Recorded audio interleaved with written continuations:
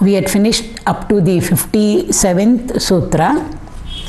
So in whatever we have already gone through, the Acharya over here, Narada himself, sage Narada, spoke about the highest form of devotion, which leads one to the Advaita state of absolute oneness, because he described it as Gunarahitam, Kamanarahitam, Sukshmataram.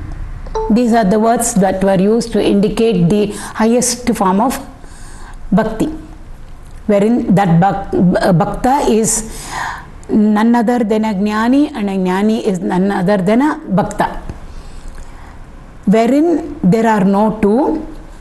At the point of fulfillment, over there, the bhakta or the devotee merges with his beloved, with the Lord. So there are no two. The devotee seeking the Lord's darshan over there, he becomes what he was seeking till now.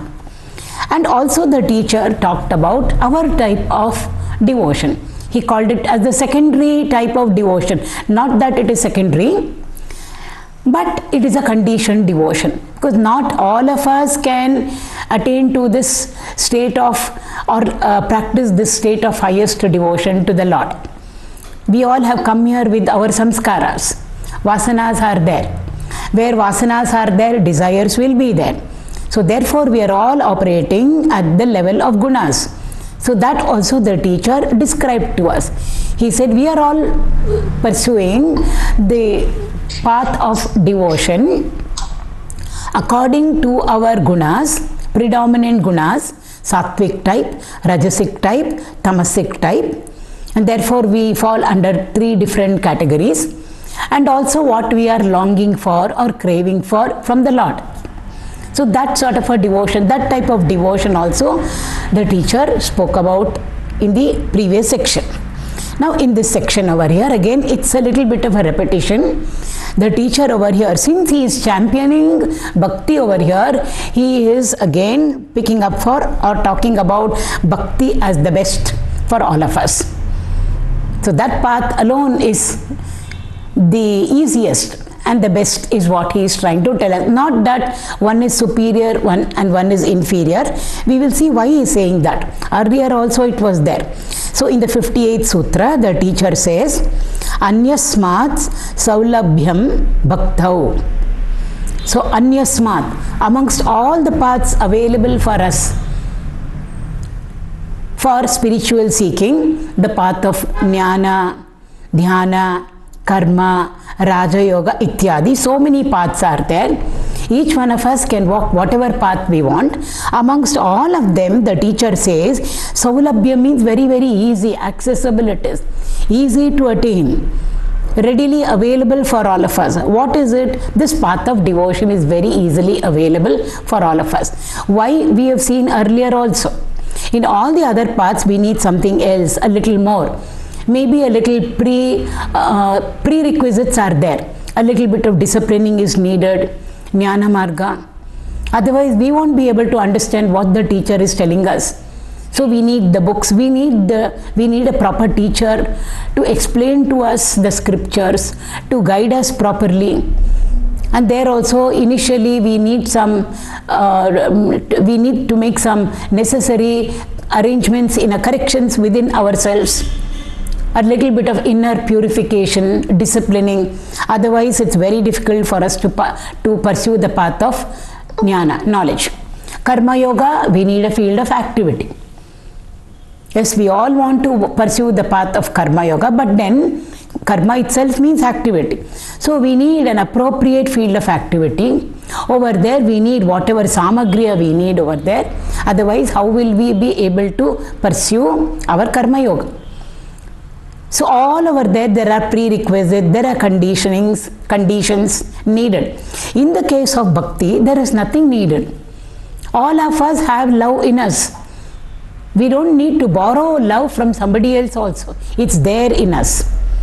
All that we need to do is whatever is there in us, within us, that love, we just have to relate it to the Lord.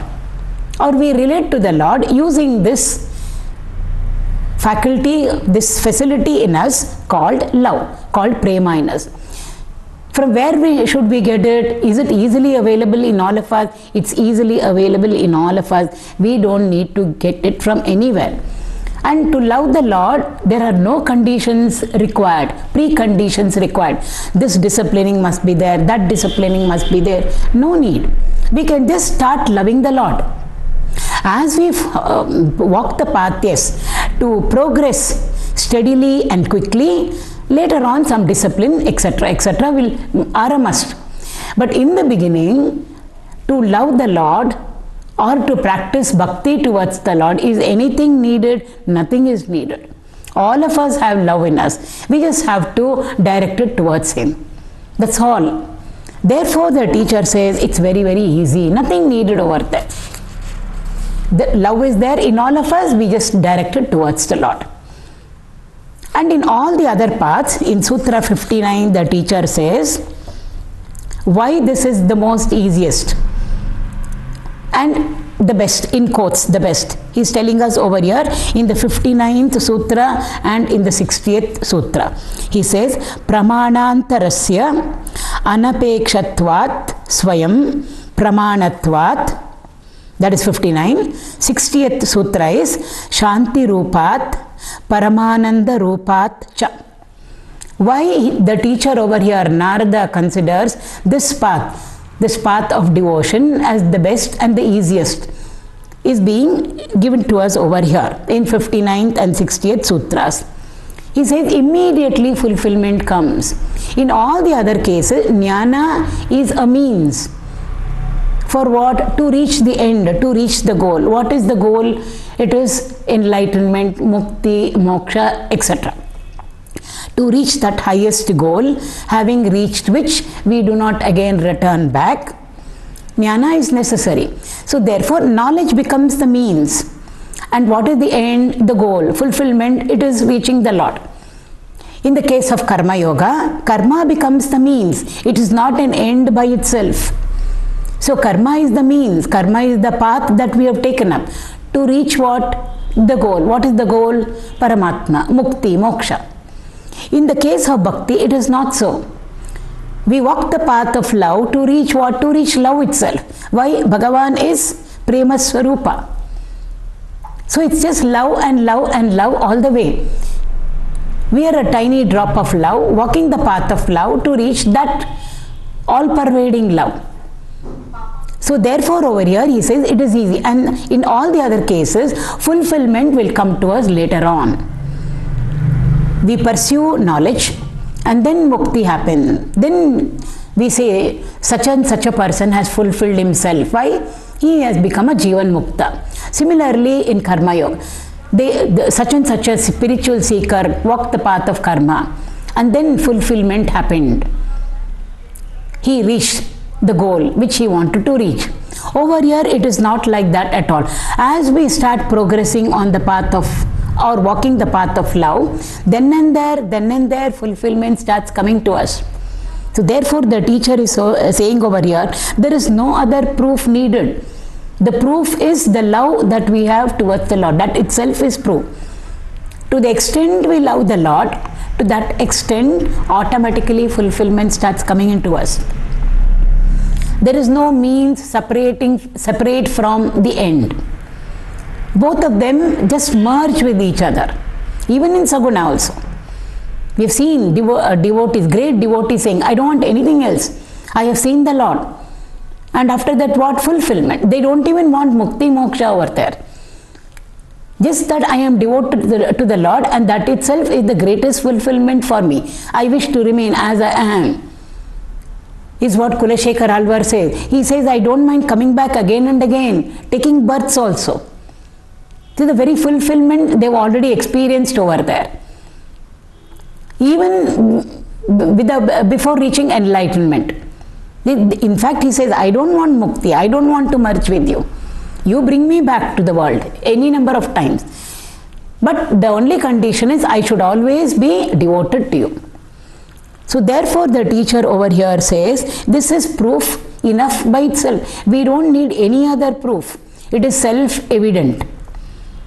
Swayam is the word used over here. Why 3 words used over here? The teacher says, anapekshatvat. Apeksha means to long for, to crave for, to desire for, to depend on. Over here, there is no dependency on anyone whatsoever at all, on anyone or anything. Once the devotee starts walking the path of bhakti, he will not depend on anything or anybody else other than the Lord. So therefore, there itself the fulfillment has come. Why? He doesn't need this, he doesn't need that, he doesn't need this person and that person, whatever it is, which are all required in the other paths, nothing is needed over there. So there is absolutely no dependence on anything or any being whatsoever. Even if he is offered Indra Padavi and Brahma Padavi, he doesn't want anything at all. Why? There is no apeksha in him at all. He has gained whatever he wanted to gain. By just practicing devotion, he has gained everything that he needs to gain. He is totally fulfilled within himself, contented within himself. After all, why are we walking the path of bhakti? For all these things, to feel absolutely fulfilled, contented, satisfaction. Why? In the world outside, whatever we run after and whatever we gain in our lives, even the highest, we know for a few minutes or for a few days, yes, we feel fulfilled, satisfied, contented, but after that, again discontentment immediately comes in. We want to acquire more, we want to gain more, we crave for more. But in this case, it's not like that at all. So therefore, this bhakti is of the form of anapekshatvat. There is absolutely no dependency, no clinging on to anything. Therefore, it becomes unconditional over there. So the moment we stop depending on anything, we stop craving for, longing for, wishing for, desiring for anything, automatically fulfillment has come to us, satisfaction and contentment has already come to us. Therefore the teacher says it is self-evident. And this is what we were longing for, and that is why we started on our spiritual journey, to feel totally independent, to feel fulfilled, contented, peaceful, bliss, to feel absolutely happy. In Sutra 60, the teacher tells us it is of the nature of Shanti Rupat and Paramananda Rupacha. And so when once a person starts walking the path of devotion, all his dependency on everything and every being just drops. He only learns to lean on to the Lord. He only depends on the Lord and the Lord alone. Not that he is depending and then he is wanting something from the Lord. Even over there, he just doesn't long for anything other than the Lord. That's all it is. I just want you. Does he want anything else from the Lord? Because he has seen the Lord, he can wish for, he can desire for? No, nothing. Even if the Lord promises him anything, he says, I don't want anything. Just let me be devoted to you. In the Puranas, we have all the devotees saying the same thing. Whether it is Dhruva or whether it is Prahalada, Dhruva started with a longing. But ultimately, when the Lord came and stood in front of him face to face, he said, I don't want anything. Why? I have seen you. I have gained you. So there, the dependency is only on the Lord, who is the only independent factor in all the 14 worlds. And why are we again walking the path of bhakti? Because we want to get out of this realm of change. This realm of change is full of anxiety, restlessness, peace. There is no peace over there. It's all ashanti and ashanti and ashanti. It is all dukkha, pain, grief, trouble, sorrow. Therefore, we want to move away from it. We hope that peace will come to us. We hope some happiness will come into us when we start walking this path. The moment we start walking the path of bhakti, we cultivate bhakti towards the Lord, we invoke the Lord. The teacher says over it is of the form of Shanti and Paramananda Rupa. Immediately peace will dwell in us. It is not a peace that comes from outside. It is so hot, I want a glass of cool water. Then once we drink the glass of water, cool water, we feel very, very happy. We feel peaceful, at least for some time. This is a peace and a happiness that has come externally from outside. How long will it stay? It won't stay for a long time. So any peace that comes from outside, from external things and beings, will not stay with us for a long time at all. Because it is peace, it is peace that has come to us because of something. We were feeling thirsty, we drank the water, because of the water, now I am feeling happy or I am feeling peaceful. So all the peace that we all experience in our lives is all because of. This inner subjective peace is in spite of everything. Come what may, whatever it be, situations outside of us, situations inside of us. Still, a bhakta never ever, his mind never ever goes out of balance. It's always tranquil, calm, composed, serene. That is what peace means over here. So it's an inner subjective peace. It's an unshakable peace. Whatever happens outside, externally, or to his own equipment, still that peace doesn't shake. So therefore they say it's a peace that can never be understood by anybody. Why? Our understanding is because of our intellect. Through our intellect we understand things. This peace is beyond all our equipment, the body, the mind and the intellect. So how to describe to somebody the peace that a bhakta is experiencing within himself? So therefore Shanti Rupat, it's a subjective inner peace which can never get lost, because it did not come because of something. It just is there. Why? Because of his practicing devotion, bhakti towards the Lord. And where peace is, there happiness has to be there. Where peace is not there, happiness will never be there. Instead of using the word happiness, we will have to use the word bliss, paramananda, ananda. Because sukha has got its opposite, dukkha. It belongs to the realm of duality. Here the teacher is talking about not the happiness that we all experience. Our happiness again is because of something. He is talking about bliss, ananda. And it's not just ananda, paramananda, he says, supremost bliss, which has got no opposite. So there is no ananda and a ananda, bliss and a bliss over there. And why does this bliss enter into the devotee's life? Because of the peace that is there. Where there is no peace, there can't be any bliss at all, ananda at all. So where peace alone is, only there ananda can be. Tyagaraja Swami writes in a kirtan, Shantamu leka saukyamu ledu, he says, very clear. Unless and until you have cultivated within yourself a sense of tranquility, a sense of peacefulness, which doesn't come from outside, from external things, external beings or external situations and circumstances, unless we have cultivated it within us, where is happiness for us?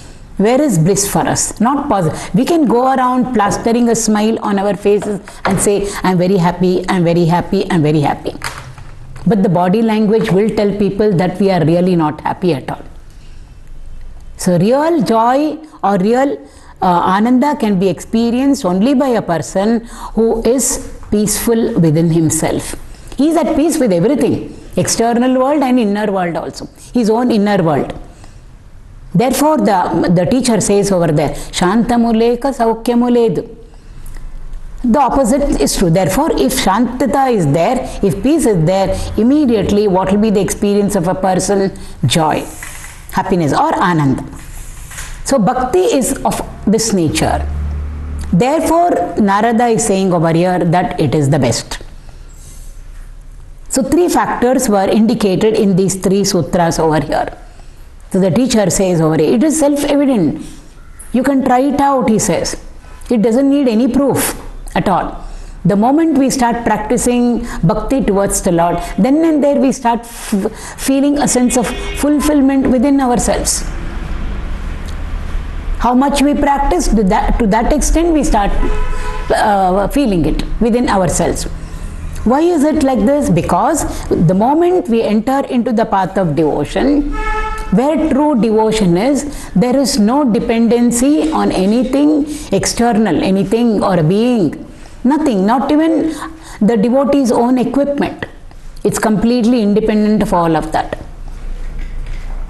So anapekshatvat, and also it is of the nature of peace, inner subjective peace, which is beyond space, time, beyond cause, effect, beyond the external circumstances that are there in the world, things and beings, and also beyond whatever is the constituent, whatever is the nature of the devotee's body, physical body, the mind and intellect.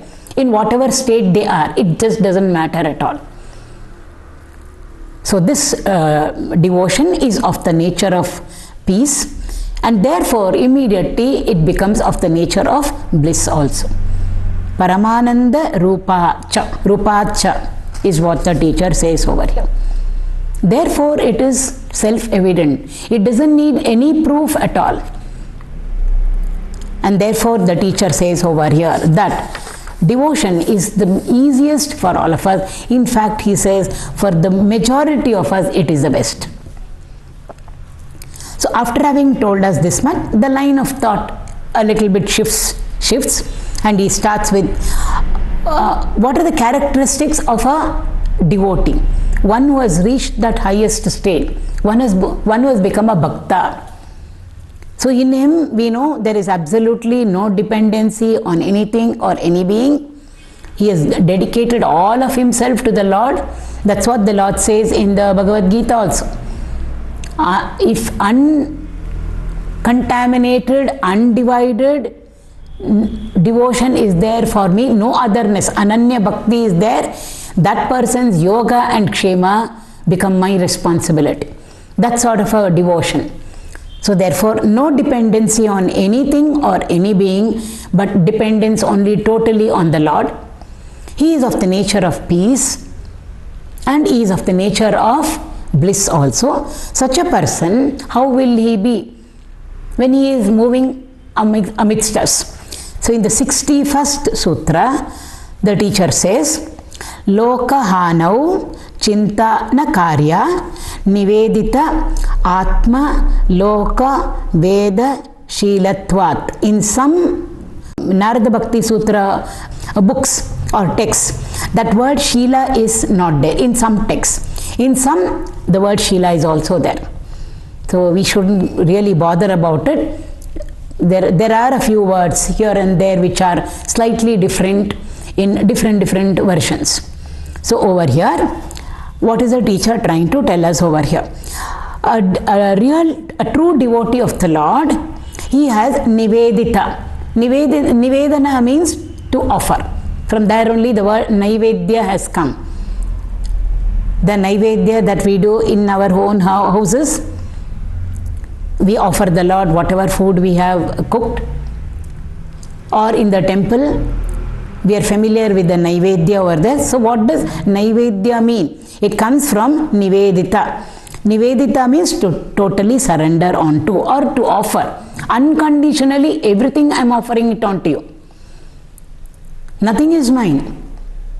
So when we offer the food, ingredients are not mine. 15th chapter Bhagavan tells us that. Nothing is mine. All ingredients He alone is given to us. How did we cook? Because of You only, O Lord. You are the heat in the fire.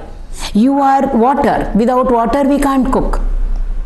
And in time when we use water and fire, yes, the ingredient, raw material can be transformed into cooked food. So who accomplished this process of cooking, converted the raw material into food that can be consumed by us? We did not do it. All that we did is we just stood over there and stirred and put things into it, ingredients into the vessel over there. So You alone have cooked it for me. Raw material we can't eat and digest. So everything You alone have done.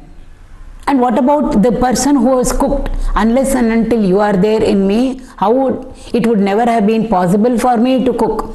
Therefore, you alone, technically I did not cook. You have cooked whatever has been cooked through me. See, that is the real absolute total surrender. Unconditional surrender. In our lives, very often we do this conditioned surrender. Sometimes little bit we surrender and some things we keep to ourselves. So even the cooking we did not do. Who cooked? Bhagavan only cooked. Why? He was there, standing over there. Through us he has cooked the food. So after the food is cooked, to whom do we offer it? We offer it again back to him only. So everything came from him. It's a perfect cycle over there. In nature, everything takes one full turn, circle. So what he gave to us, we have again given it back to him, that's all. And it has changed also. The raw material has become consumable food. But even that also who did? He alone did it. He is space, he is time, he is everything. In time only we were able to cook. So ultimately what Bhagavan has given to us, we have given it back to him. Dasaru very nicely writes over there. It's a small little, we call it Gita. Children are taught first thing after Lambodara, those who take up music, classical music, Carnatic classical music, Lambodara. And then second little Gita, that small little song, 4 lines only it is. We call it Gita. It's Geetam. The second one, Kereya Neeranu Kerege Challi Varava Padedava Rante Kaaniro. Hariya Karunodal Ada Bhagyava Hari Samarpane Madi Badukiro. Highest advice has been given to us over there. Whether we be a bhakta or we be a jnani or we be a karma yogi. It is taught to children at that level. Even to the children at their level, we can make them understand it at their level, gross level. If that sinks into a person, their lives are taken care of. They will never again deviate from the path of Dharma. So, Kereya Neeranu Kerege Challi. What do we do when we do our Sandhya? We take up the waters from the river, flowing river. Waters were already there. It didn't come from anywhere else. Or we didn't take the water from somewhere else. The flowing waters were already over there in the river. We picked up the waters and again what did we do? We said a prayer, we chanted a prayer or a sloka or a verse and we put it back inside.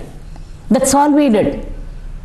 So water we took from the river, we put that same water back into the river. What have we done in the bargain? Actually nothing. But in the bargain, Dasaru says, Kereya Neeranu Kerege Challi Varava Padedavarante Kaaniro. In that little activity that we have done, action of picking up the river water and putting it back again into the river, somebody seeing from outside will say, what is this person doing? Taking up water from the river and putting it back inside. But in the meantime, we have said a prayer. We have chanted something. How did we chant it? That is more important. Bhava is more important. We stand to gain. We stand to benefit. Immensely we stand to benefit. So all these things, we have lost hold of all those things. We have lost touch with it. We don't teach this to our little children. It's not just going to the river and taking the water. Whatever we do in our puja room also. Whatever the Lord has given, we are using everything over there that He has given to do our worship. The flowers. Who created the flower? We did not create. The lamp which we light. Everything Bhagavan has given to us and therefore what He has given, we are giving it back to Him. Hariya Karunadal Ada Bhagyava Hari Samarpane Madi Badikiro. Whatever happens in your life, good, which we feel beneficial, useful, whatever has come into our life, it can be things, it can be people, it can be prosperity, or anything that we achieve in our lives, an added asset in our lives. It's all due to the Lord's grace and blessings alone. We feel it came through this person, or it came in this time, or it because of this environment, or because of that circumstances. No. Ultimately, it is only the Lord who has given it to us through different means. So whatever has come to us because of his grace and blessings, Hari Samarpane Madi Badikiro. Offer it back to him. The cycle will be complete. Why should we offer it to him? After all, he gave it to us. If we offer it to him, because whatever has come to us is because of a little karma that we have performed in our lives. So it's basically karma pala that comes to us. If we keep it to ourselves, its merit and demerit will stick to us. And therefore, we have to come back again to go through it. Finally, we have to go through it because it's ours. Nobody can pay for our merits and demerits. So, whatever the merits and whatever the demerits, the papa or the punya, which means our karma pala, which comes to us because of the karma we have done, we only have to go through it again. Therefore, if we offer it unto the Lord, and then he will give it back to us. All the naivedya that we have done to the Lord, all the food comes back to us only. 10 laddus offered to the Lord as naivedyam, sure 10 laddus will come back also. We don't have to get worried. All of them will come back. Bhagavan doesn't need our laddus or whatever we offer to him, because he is the one who created everything. But once we have offered it onto him, his divine touch, he has accepted it. Once he has accepted it, it becomes prasadam. Our masters say, prasadam can never ever contaminate us, can never be harmful to us. It is of immense benefit to us. So whatever we have offered onto him, we have surrendered onto him, when it comes back to us, it becomes Bhagavan's prasad. It's not just the food, anything. The success in the examination, 100, 100, 100. We did the karma. The karma pala has come to the student. Offer it onto the Lord. It becomes prasadam. Once it comes back as prasadam and then we enjoy it, he will allow us to enjoy it. And then when we enjoy it, it won't stick to us as a vasana. It won't stick to us as a prara. It won't come back to us again. Why? We have already offered it onto him. So that sticking part has got cancelled over there. Good or bad, it won't stick to us because it is his now. And therefore, we become free of both the merit and the demerit. That is why we surrender onto the Lord. So here is a true devotee of the Lord. What has he done over here? He has nivedita. He has surrendered. What all has he surrendered onto the Lord? Atma means himself. So very often we say, I have surrendered to the Lord. Today I completely surrendered onto the Lord. I went to the temple, I offered myself and I said, Lord, I have surrendered onto you. Again, tomorrow we go to the temple. We repeat it again. Lord, I am surrendering myself again to you. Once we have surrendered onto him, everything of ourselves, there is nothing more left in us to offer to him the next day. So it shows that our surrender is not total, it's not complete, but it's good. Somewhere we have to start. So we start from there, but we must reach that total, complete, unconditional surrender. Once we have surrendered everything of ourselves to the Lord, tomorrow or the next moment, there is nothing left in us, residue left in us, baki, for us to again surrender onto him. Why? Everything surrendered. So, real, true, complete surrender can be only once. Absolute surrender we are talking about. That's what Dasaru did, Purandara Dasaru did. That's what all our masters have done. All our great saints, if we read their biographies. Once surrendered, finished.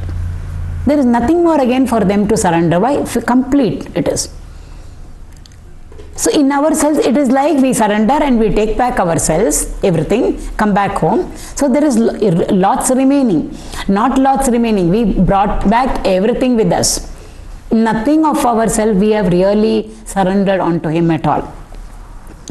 So once we have surrendered, actually strictly speaking, there should be nothing left for the next moment to again surrender to the Lord. That is what Bhagavan wants from us.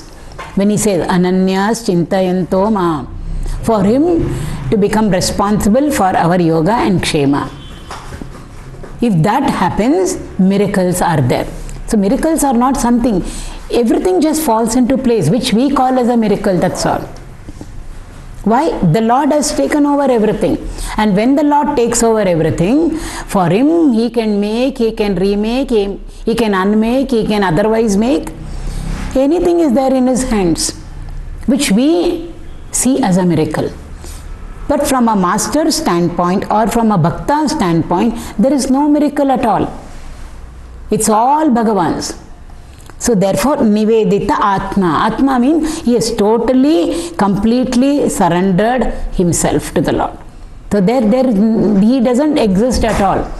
He tells the Lord, I don't exist. Then who exists? You alone exist. It's not simply saying, we also can say that, I don't exist, you only exist in me, therefore whatever I see, you are seeing, and then we can sit in front of the TV and see all the serials. That is not surrender at all. That's our conditioned, convenient surrender. So therefore, when a true devotee completely surrenders himself onto the Lord, he says, I don't exist. Then who exists? Bhagavan, you alone exist. So whatever is happening through me, physically, mentally and intellectually, everything you are doing. I am not a shareholder of whatever is coming out of me at all.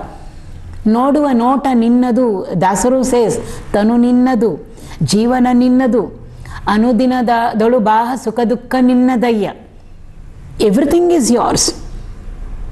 I don't exist. I means that ego, individuality. I don't exist. You alone exist. So whatever is being seen, I don't see, you are seeing. Whatever is being heard, I am not hearing, you alone are hearing. When a person reaches that state, it is Bhagavan walking over there in that form. Whatever happens, comes out of that person, it is only for Loka Sangraha, for the welfare and the well-being of everybody around and about. Why? It's Lord functioning through that equipment. So that is what it means. Nivedita Atma. Completely he has surrendered his own self, and also Loka Veda Shilatva. Shila means character. It has become his characteristic. Shila we always say for character and conduct. So it has become his very nature, his very characteristic, that he has surrendered everything onto the Lord. His own self, and whatever Loka means secular, materialistic. Veda means divine, spiritual, sacred activities that are all coming out of him. Everything he has surrendered onto the Lord. So those three words over there take care of everything in total. Nothing left out. Nivedita, Atma, Loka, Veda. He has dedicated himself and also whatever is coming out through him also. At all levels of his equipment. Materialistic or sacred, spiritual. The master may be teaching students, taking a class. He may be worshipping the Lord, the deity in the ashram or in the temple, or materialistic also. He may be moving around. Maybe he is running institutions, whatever it is, secular also. Secular and materialistic activities. Why? All for the sake of the people around him and about him, for the community, for the sake of the society. So all activities included over here. That is why Loka and Veda, both over there. Materialistic and spiritual, secular and sacred activities. All Nivedita, surrendered onto the Lord, along with his self also. Everything is surrendered. And therefore, Lokaha now chintana karya. To him, he never ever worries or he becomes anxious of anything that happens in the world outside. He moves ahead to a project, let's say a school to be started or a hospital to be started, something like that. Anything it can be. For some reason, maybe it materializes, maybe it doesn't materialize. So if it does materialize, it's good for the world. If it doesn't materialize, it's a loss. He never ever worries about it. Come what may, is the meaning of Lokahanau Chintana Karya.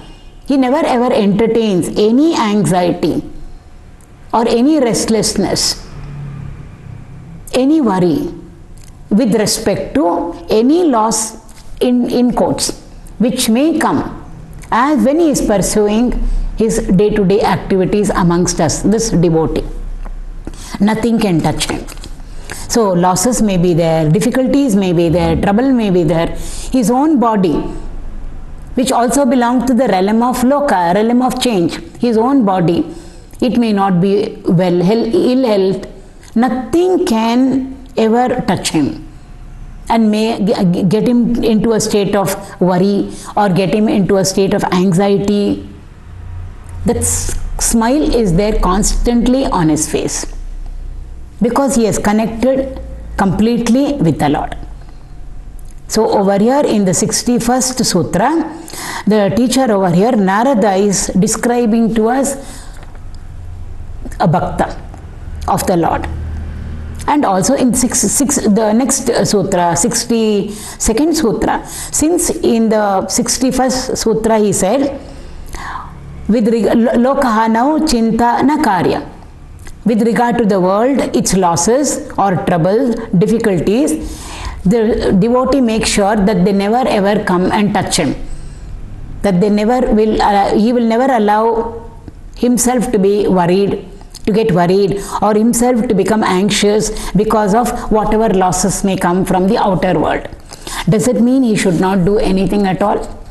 Loss may be there, difficulties will be there, trouble will be there. If he ventures into any project for the sake of the community, why enter into it at all?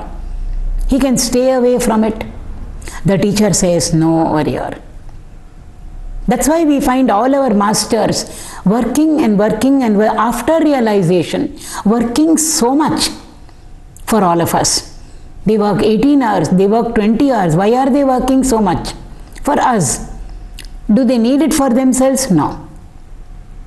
But still they work. So in the 62nd Sutra, the teacher says over here, na tat siddhau, over here that whatever I read now, na tat siddhau, there are two interpretations. That's the beauty of Sanskrit. Some of them write it as or give it as na tat siddhau. And there are some versions where it is na tat asiddhau. Both the meanings we can take over here. That's the beauty of this sutra. So we will see what it means, both of them. So we can read that first phrase as na tat siddhau, or we can read it as na tat asiddhau. Loka vyavaharo heyaha kintu palatyagaha tat sadhanam cha karyameva. So over here, the teacher is telling us over here, what should the spiritual seeker who is walking the path of devotion do? When he is walking the path, it means he has not yet reached the goal. He has not yet realized. Fulfillment has still not yet come to him. Total gain has not come to him. He has not reached the goal still. Why? He is still walking the path. Therefore, it can mean until and unless till he reaches his goal. And what is his goal? Reaching love. Capital L, capital O, capital V, capital E. Because God is love. Paramatma is Prema Swarupa. So until he reaches his goal, his Lord, worldly activities, loka vyavaharo na heyaha.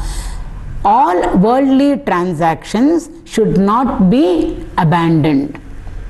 So these are messages for people who are walking the spiritual path. It should not be abandoned. So when we say I am taking to the spiritual path, whether it is bhakti, path of devotion, path of knowledge, path of karma, whatever it is, there are many people who say they drop all their worldly activities. I am not going to do this, I am not going to do this, I will not work, I will not even cook my food. Then somebody else has to cook and give it to us. Why? I have gotten into the spiritual path. Therefore, day and night, 24/7, I am only going to sit and meditate. It's not possible for all of us. So therefore the teacher over here is very, very clear. Till we reach the goal which we have set in our lives, all our worldly activities are not to be abandoned. Not that we should go after worldly activities. It's not there, but we go searching for activities. And I want to do this, I want to do that. New things we take up. That is not what is being told to us over here. At any time, in any place, any situation, any environment, whatever comes in front of us, that is what we need to go through. Why? Our destiny, our prarabdha brings new situations, new environments, wherein things are there and beings are there, for us to exhaust our prarabdha. That we should not abandon. We should not run away from life. So whatever comes in front of us, whatever is there in front of us, which we have to do, our duties and responsibilities, till we reach the goal. Yes, we are walking the spiritual path, but till we reach the goal, the teacher said they should not be left. Don't abandon them. But don't abandon them. Sadhanam cha karyam eva. But our sadhana should continue in spite of it all. That is what is karma yoga all about. Whatever we are doing, we should continue to do. We don't need to change anything. She is doing something, he is doing something, it looks better, it looks higher. Therefore, let me leave whatever I am doing, which we are comfortable with now, and then start imitating or start copying somebody else, or do what somebody else is doing. Swadharma and Paradharma, 3rd chapter, Bhagavan tells us, we are not to do that. Drop whatever we are doing and try to engage ourselves with what somebody else is doing, thinking that that is better. It may be better, but we are all in this environment, in this place, in this time, in this situation. Bhagavan has put us into that circumstance, which is the best for us to go through and exhaust our prarabdha. Therefore, we should go through it. That's called Swadharma over there. So therefore, the teacher thinks sadhana we should continue. But we are not to leave all our loka vyavahara. Even Krishna says in the 3rd chapter, there is nothing for me to do so that I need to gain something. But yet I continue to work. Arjuna, he says. So therefore, whatever is there that is there in our lives, immediate, we need to do all of that diligently with the right yajna bhava, so that all our karma will become a karma yoga. Work will become worship. Work will become a yajna. And therefore we will be released and liberated rather than getting bound by the karmas and the karma phala. So therefore sadhana we should continue. Karyam eva we should do. Certainly the Lord say eva means certainly we should do without giving it back. But palatyaga we should do. Again 12th chapter also Krishna said, karma you do, because we can't escape the karma. But the karma phala that comes to us, that you do tyaga of. Tyaga means nivedit. Surrender it all onto the Lord. Offer it all onto Him. So if we just practice this, even that is not easy. Offering all our karma phala onto the Lord, offering all our karma phala onto the Lord, that is the best sadhana for us. We don't need anything more than that. So therefore, worldly transactions or worldly activities are not to be given up even when we are a spiritual seeker. On the other hand, the Lord says we should continue to go through our worldly activities, yet we should continue to do our continue to diligently walk the path of spirituality also. In this case, it's a path of devotion. But on the other hand, we should drop off our attachment to the karma phala. So that is for the spiritual seekers who are yet on the path, not yet realized. What about those who have already realized? That also is being taken care of over here. That is why na tat siddhau and also na tat asiddhau. Siddhi means fulfillment. So asiddhau means not yet fulfilled, not yet reached the goal. And therefore we should not abandon our worldly activities. We should continue worldly activities along with our sadhana, but we should do tyaga of the karma phala. What about those who have siddhau, those who have fulfilled themselves and become a jivan mukta? Even they should not let go of worldly activity. That is how we see all our masters. All have realized they become jivan muktas. They don't just disappear over there, drop off their physical body or go off into the Himalayan caves and say, I have realized I've got nothing to do with the world, all with the worldly people. I am to myself. They all come back. So siddhi has happened, but still they come back. And they don't give up the worldly activities. They just perform just like how we are all performing. But there is a notion of a difference between how we perform and how they perform. In fact, we find all, if we read the biography of all our saints, they have worked, like I already said, 18 hours, 20 hours they have worked. They have remained in worldly activities, projects, day to day. They don't even take rest. They are not even bothered about their ill health. Why don't they take 1 day's rest, 2 days rest? No, they are working. They are working harder than all of us put together. So even after realizing and getting this, achieving this total absolute fulfillment, siddhi, the teacher says over here, worldly activities are not to be abandoned. They also just work like us. But when we work, we are working in a different way. When they work in a different way. In their case, activities are just flowing out of them. Worldly activities are flowing out of them. But in them, it is a divine will that is functioning through them. So they don't drop off any of the worldly activities. They just go through it. That is why we find projects, we find them doing so much for all of us. And when activities are flowing out of them, neither they are attached to their activities, neither they are attached to the karma phala also. Here we are told palatyaga, they are totally given up both karma and karma phala. Why? Desires are not there in them. Why there are no desires in them? Because they fulfilled themselves already, completely fulfilled. So where are desires in them? But projects, they are venturing into projects, it is all Bhagavan's desire or will functioning through them for our sakes. So no desire, therefore desire prompted, karma is not there, therefore the karma phala is also not there for them. It doesn't come back to them at all. So over here in the 62nd sutra over here, the teacher tells nobody should give up worldly activity. Everybody is pursuing their activities. We are pursuing our activities in one way. The master who has realized also is working more than us. He is working, he is exhausting himself. We see him fatigued, exhausted. We see his physical body tired. We see his physical body going through sickness, disease. Yet they are working. Why? Narada tells us over here.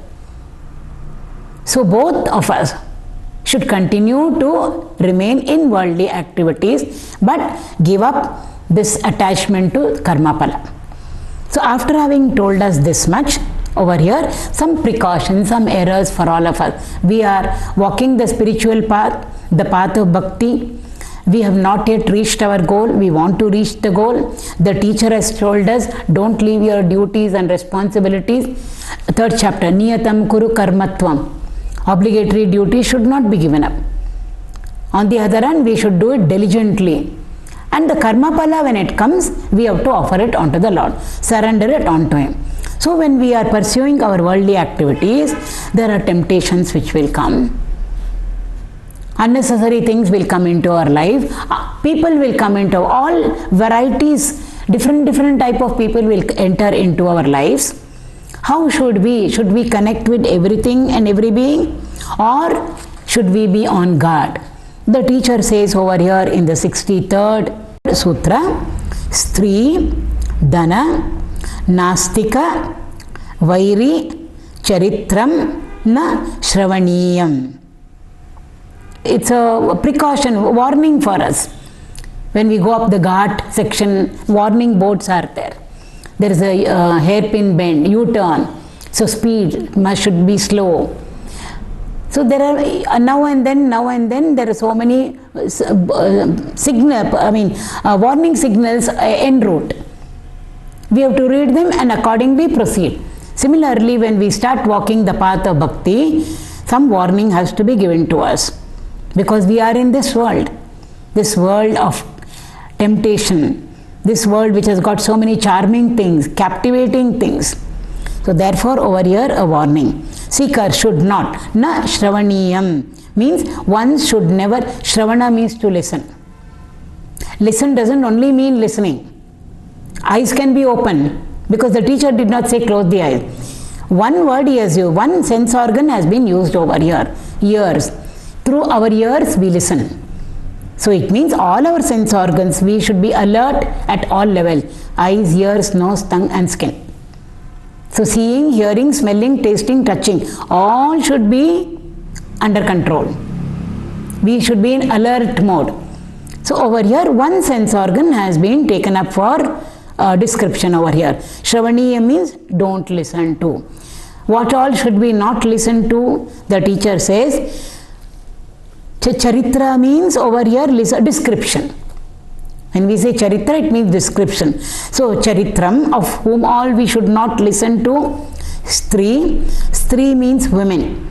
Whenever we use the word women, it means other one also included. Man for woman and woman for man. So stri. Dhana means wealth.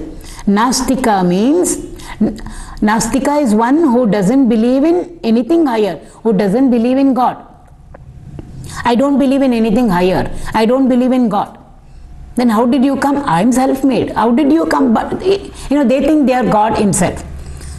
So Nastika there means atheists, those who don't believe in the higher. Vairi means enemies.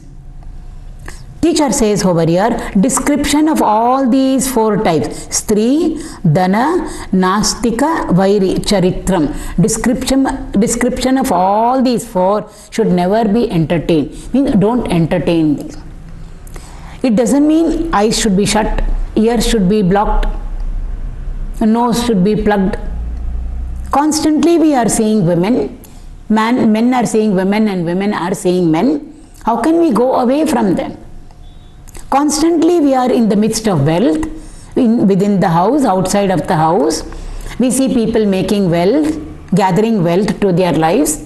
We see people wherein wealth is going away from their lives. How can we move away from all of them? There are believers, there are non-believers. There are people who are walking the path of Dharma, there are people walking the path of Adharma. Maybe more on the path of Adharma. How to move away from them? And also Vairi, enemies. We see enemies all around us and about us. Does it mean we should just run away from everybody? It doesn't mean that. We should be careful and keep the right relationship. Means we should be on alert. Why should we be on alert? Because when we start hearing the description or elaborate description of all these four, we can spiritually go down on our path. When we keep on listening to Stri, women, the fascination for women. In the Puranas we see so many stories over there. So temptation can come to us. So therefore the teacher says over here, description of Stri. Stri stands for beings over there. The charmness, the captivating physical structure, it can be anything of that person. So therefore once we start here listening to the description of Stri, women or wealth, maybe somewhere we have matured and we know our needs now. We know exactly the difference between needs and wants. We know the difference between priorities and non-priorities. But the moment we keep on listening to more and more of wealth, how to make wealth, what is its benefit, And with the wealth will come power, with the wealth will come fame. Slowly our minds can totally divert and take to the wrong path. Because making wealth in the honest way is difficult, making large amount of wealth. If we really want large amount of wealth in the shortest time, we know what is the method: corrupt. So therefore chances are our mind will slip down. Chances are we will get tempted. Chances are we will get deceived, we will get cheated. The golden deer that came in front of Sita, she got fascinated by it. A living deer can never be golden, and a golden deer can never be a live one. But she got fascinated by it. Dana over there. And then we know the whole story.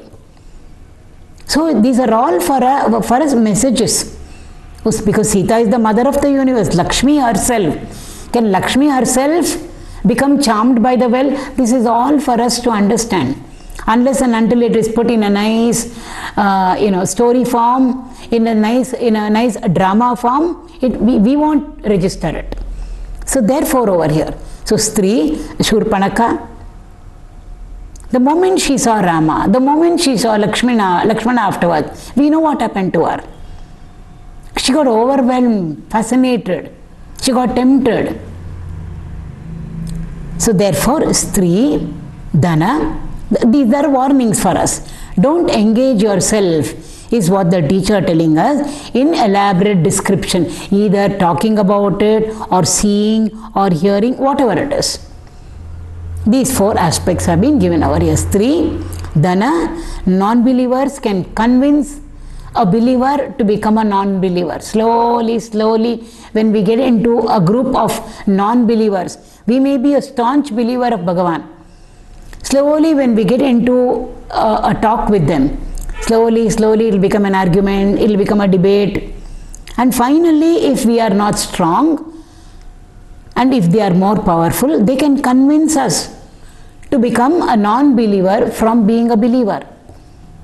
So we go down the ladder of evolution. Drastically we can fall. Enemies means anything negative, anything that is not constructive, anything that is destructive. Dussanga. Earlier itself the teacher told us, always remain in satsanga, never ever enter into dussanga. In the beginning it may look like a ripple, but then finally that ripple can become a wave, can become a tsunami wave and overpower you and overwhelm you. We will just get carried away in that. So therefore a warning given to us over here.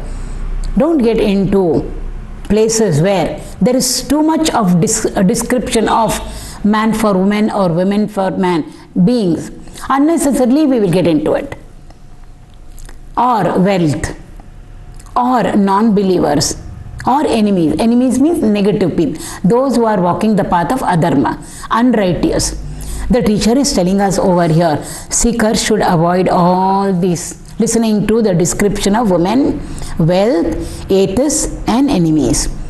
If we get into it, maybe one day it's okay, 2 days we don't feel any change in us, but slowly it will overpower us and overwhelm us, and we will not know when we will fall. Spiritually, when we will fall.